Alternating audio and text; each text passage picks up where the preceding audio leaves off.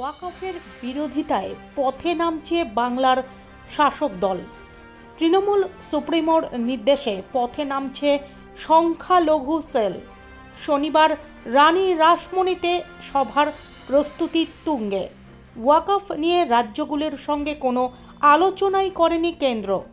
এই অভিযোগের আগেই সংসদে সরব হয়েছে তৃণমূল। গত বৃহস্পতিবার এ ব্যাপারে বিধানসভা অধিবেশন থেকে কড়া বিবৃতি দিয়েছেন মুখ্যমন্ত্রী মমতা বন্দ্যোপাধ্যায়। মুখ্যমন্ত্রীর কথায়, কেন্দ্রীয় সরকারের এই বিল ফেডারেল স্ট্রাকচারের পরিপন্থী।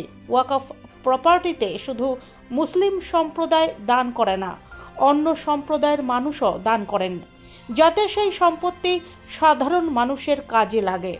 এবার ওয়াকফ নিয়ে পথে নামছে বাংলার শাসক দল।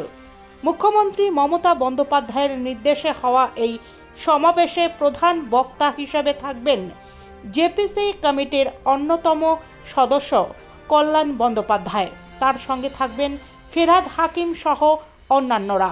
থাকবেন তৃণমূলের সংখ্যালঘু সেলের চেয়ারম্যান তথা ইটাহারের বিধায়ক মোশাররফ হোসেনও।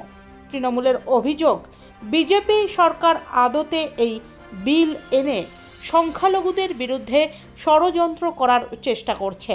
বিল লাগু করে তারা ধর্মীয় মেরুকরণ করতে চাইছে।